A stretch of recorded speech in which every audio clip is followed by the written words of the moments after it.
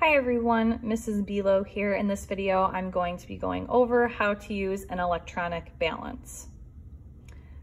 First thing, you want to make sure that the electronic balance is plugged in. And then second thing, you want to make sure that it is turned on. Now this one is already on. There is a power button, usually looking like this, or you might have a button that says on off. This is the most common machine or electronic balance we're going to be using in this class. However, there are a couple other different models as well. There's this one, very similar to this machine. There is an on-off button. Same thing with this one. There's an on-off button. Let's go ahead and turn on the machine. Now, all of these balances and pretty much any electronic balance you're going to be using in this class will be in grams. And depending on the type of electronic balance, some go more decimal places than others. This particular machine will measure 3 decimal places. This machine, it will also measure 3 decimal places. This one, however, will only measure 1 decimal place. This is the most common one that we're going to be using because it is a lot more accurate because it goes more decimal places.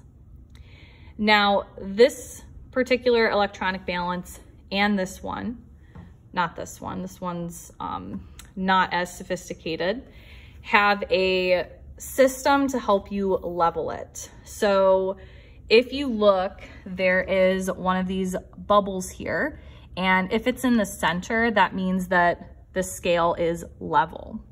You can actually see some of them are a little finicky. This is actually a top that goes on top of this that I had to put back there to help level it. These particular balances, they have this glass thing that goes around it, but typically we'll take that off during class. And I will make sure before class starts that these are all leveled.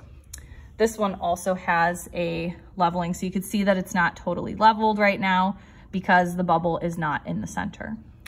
And again, usually I'll take care of this before class starts. And if you are having any issues where you notice that, please raise your hand so I can come over and help to rebalance the scale. Usually there's some type of mechanism. This one is actually not on the front, it's on the back. You can twist these. It helps to raise and lower this to help balance it. This one, they happen to be on the front. So if you notice that that bubble is not in the center or your scale is fluctuating a lot, just raise your hand. The scale is probably not balanced. Also, make sure, because I do balance these before class starts, never move these, otherwise you're gonna unbalance it. Now, this particular scale, it is very sensitive, same thing with this one. Even just waving my hand over this, that air, it's actually picking that up, okay? So if you're seeing a lot of fluctuations again here, just raise your hand, I can come over and look at it. Whenever you're using a balance in class, usually there's multiple people that are going to be using it, multiple class periods that will be using this. You always want to make sure that you tare or zero before you weigh anything. So depending on the scale or the electronic balance, some of them say tare, some of them say zero. You always want to do that before you weigh anything. So let's say I want to weigh a few pennies.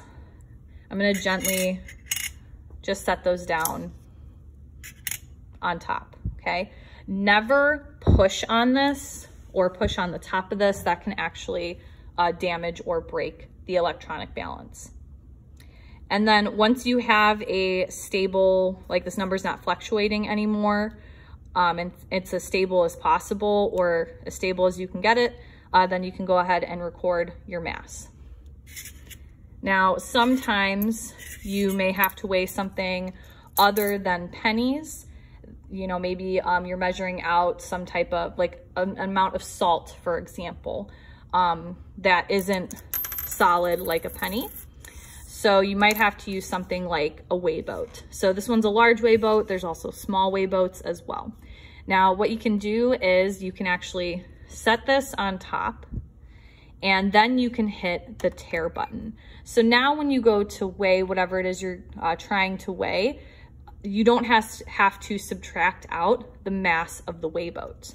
So I'm still gonna use the pennies, but you could also, maybe you're measuring an amount of salt, for example, then you could use the weigh boat to do that.